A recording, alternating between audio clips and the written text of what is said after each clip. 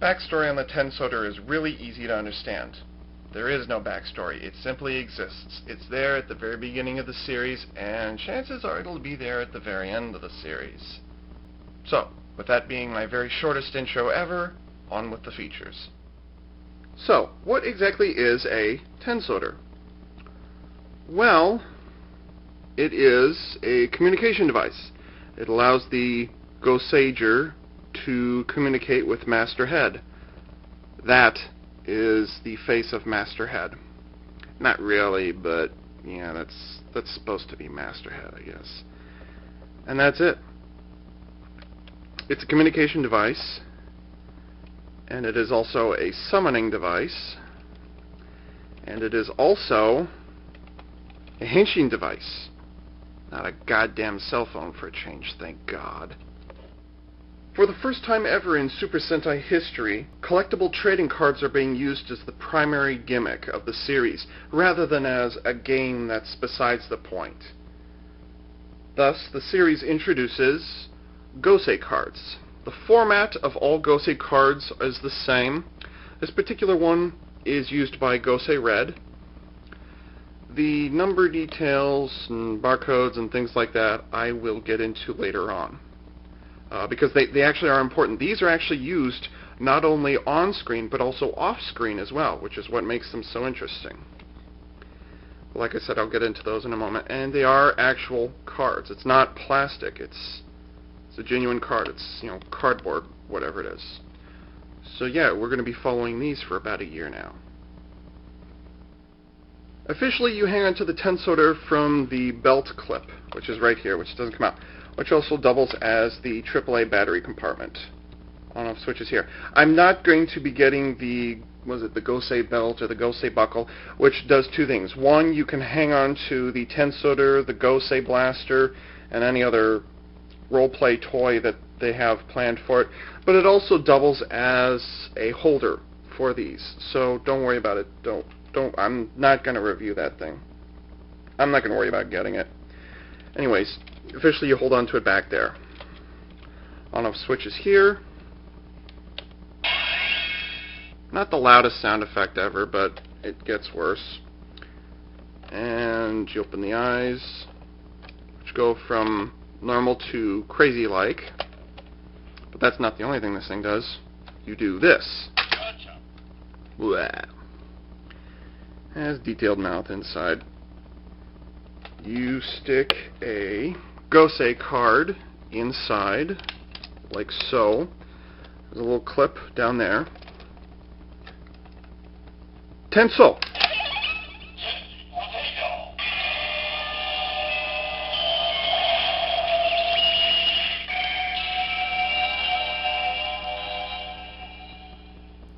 I'll tell you right now, the Skyke Tribe sound effects are actually rather loud. So Gosei Red, who is the leader, of course, is part of the Skyke Tribe. I hope that's how Skyke is pronounced. I'm not going to say Skyke. Skyke Tribe. His sound effects are actually rather loud. So, yeah. And then you just rip this out of there. Now you ain't got nothing.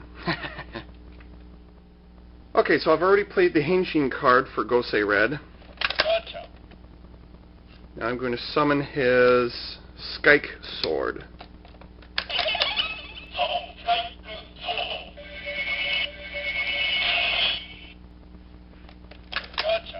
These are all the cards that are provided with the Tensouder set. They don't come from any other set.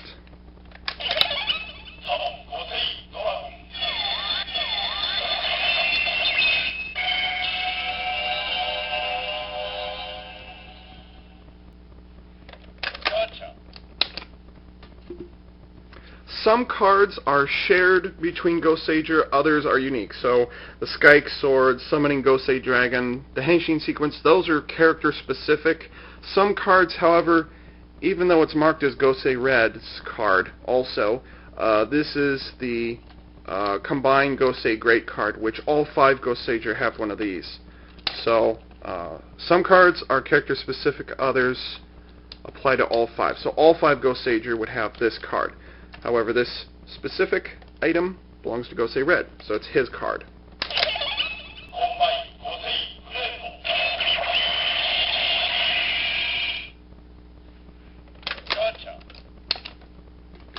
And last but not least,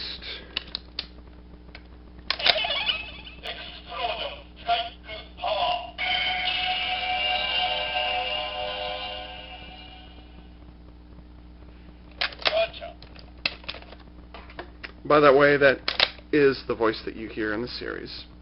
He's the narrator, and that's the voice of Master Head, who is the leader of Gosei World. Okay, fine, I admit it. I know absolutely nothing about trading card games, let alone battle games. I know that they're out there. I know you require a minimum 2 players to do it, unless you're playing solitaire.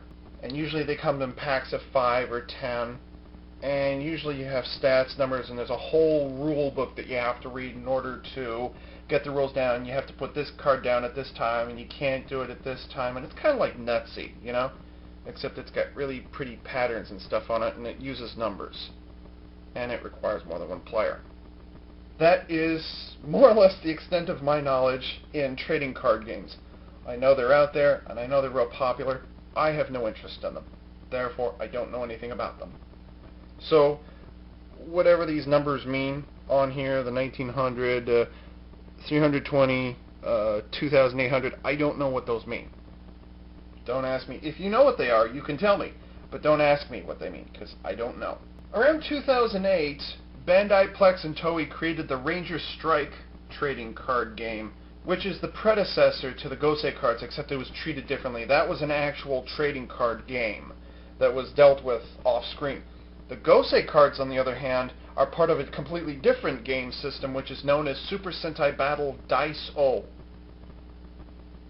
Now, Dice-O, in addition to being, tabletop card game, is also tied into video arcade games. There's a character in Tensou Sentai Goseiger called Datus, who is, in essence, a walking, talking arcade machine with a really high-pitched voice, and whose name closely resembles that of a character from Star Trek: The Next Generation. By the way, I'm not covering Datus because he's, boring. And yes, he comes with his own cards. He's too cute. He's too boring. I don't want him. Anyways, Datus is, at least his standby mode, is specifically based on the real arcade machines. Like, if you look at Datus in his standby mode, it looks exactly like the real, full-sized, fully functional Dice-O game. It's pretty amazing how close they are.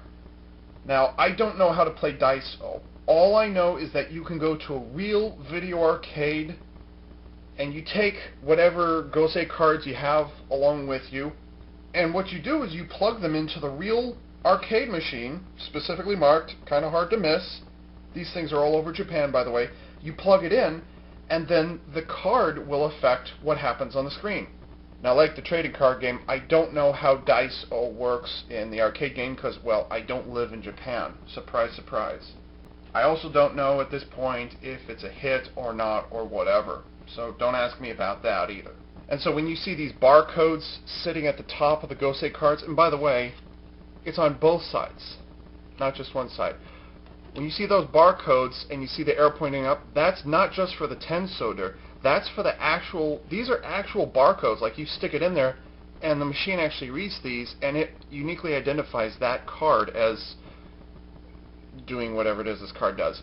Now, while Tensou Sentai Goseiger in 2010 is what started the Dice-O game, I don't know under what circumstances, but there were already cards being manufactured for 2008's Engine Sentai Goseiger and 2009's Samurai Sentai Shinkenger.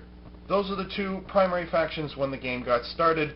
Then Goseiger came around in early 2010, and ever since then they've actually introduced other past Super Sentai series. They've gone all the way back to Go Ranger in 1975. They have Ninpu Sentai Hurricaneger from 2002. I think they have 1999's QQ Sentai Go-Go 5. I mean, there's a whole bunch of them. And I'm pretty sure that even though I'm never going to do this, they'll introduce all of the other Super Sentai franchises. So these cards are not just for reading in the Tensouder. And they're not just specifically gimmick related to Tensou Sentai Goseiger. No, these are actually involved in an arcade machine game and a tabletop game. So I'd say that's a pretty wide-reaching gimmick to be creating for this series. However, I just have to point out the chink in the armor of this particular plant. And it just kills me to do it, because this is actually a pretty cool idea, but there's one big flaw, and that is the headers, which is by far one of the strangest collecting gimmicks I have ever seen in my life. I mean, ever.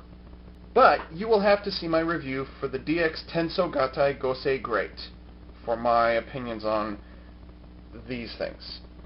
But anyways, the point I'm trying to get at here is that the Gosei cards by themselves is an interesting gimmick. And I do think it's about time that Super Sentai breaks into that trend. However, that particular feature is now ruined by the introduction of a second collecting gimmick. So in addition to having to get sets related to the cards, you now have to go hunting for these guys as well, which are their own collecting gimmick of sorts. So now you've got two of them that you have to keep track of, and to me, that's too confusing. Previously, it was the accessory mecha for limb swapping that you had to keep track of. This, to me, is in essence limb swapping, although in this case it's head swapping. Shrug. And you would think that look, Bandai Plex Toei, it's either going to be this or the cards, but not both at the same time. That's just confusing. That's really confusing. And really, this is one of those cases where one gimmick actually hurts the other, because you're having to keep track of both at the same time. So that's probably the largest issue that comes up in regards to the Gosei cards and the Tensouder set. But like I said, I'll get into the issues I have with just the headers when I review the DX Goseiger. So Ava, if you don't collect trading cards, why did you get this set? Well, here's the reason. I got it for the same reason that I got this. And that is so I could show the gimmick off to you guys. This is a gimmick as much as the headers are, and since I'm the one who covers the toys from Super Sentai, I'm pretty much obligated to cover all the gimmicks. The reason I got the Shinkenmaru is because I could show you guys the little animation on there. I mean, the sound effects are a one-time thing, which is kind of crap. All the discs look exactly the same, function exactly the same, but I did it because there are a variety of discs, and the animation was different, okay? That's why I got this toy. Well, I got the Tensouder for the exact same reason.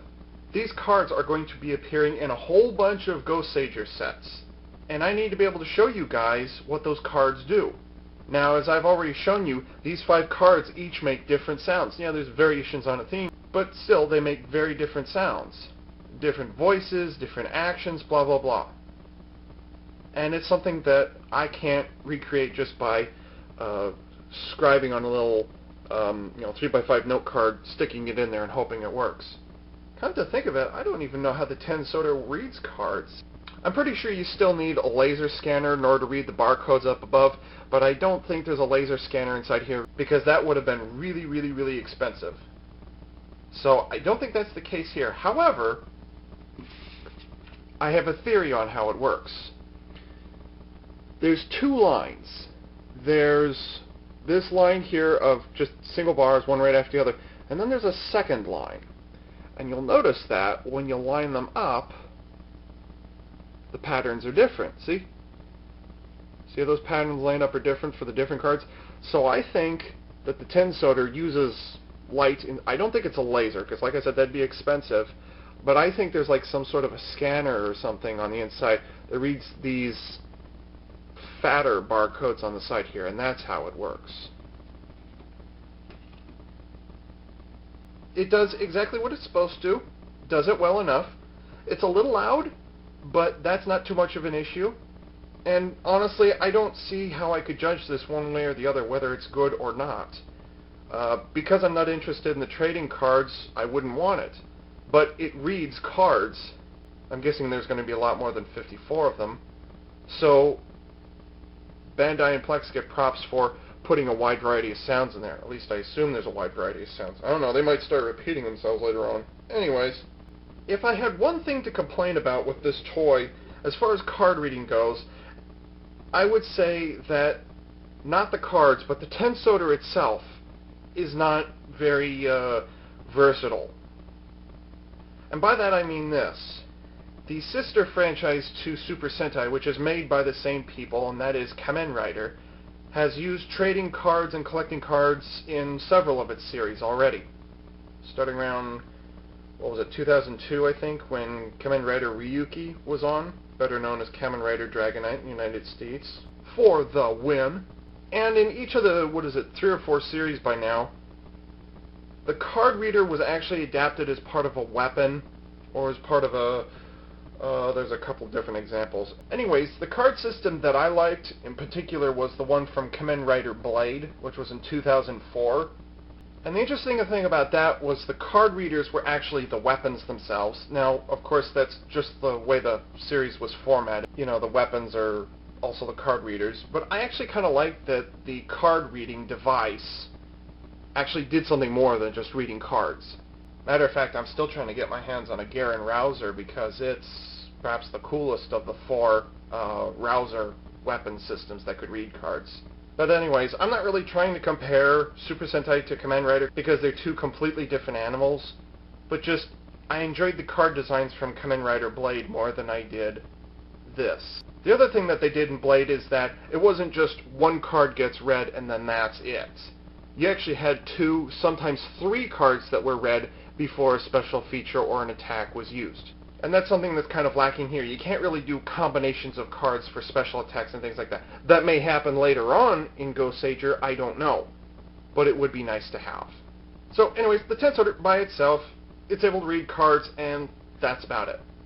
The only thing I'm worried about is one part here. You see that little red tab in there? That's what holds the cards in place. Now, here's my problem is that when you try and take them out, let's see, how do I do this? When you try and take them out, you see how it distorts like that? Now, it will eventually let go, and honestly, that clip is not very tight, but what concerns me is that over time, the center of all these cards is going to start tearing. You know, you're gonna have like little permanent dents in them like this, and you know, you can see it's already starting on that one.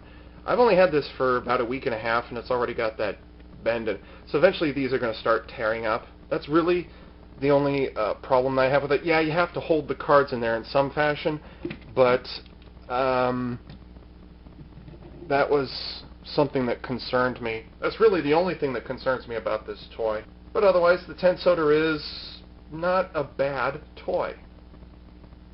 It's not something that I want, but I did it for you guys, because I wanted to show you guys what all those other cards that I have are going to be acting like later on. So I hope you appreciate the bullet that I've taken for you. Again.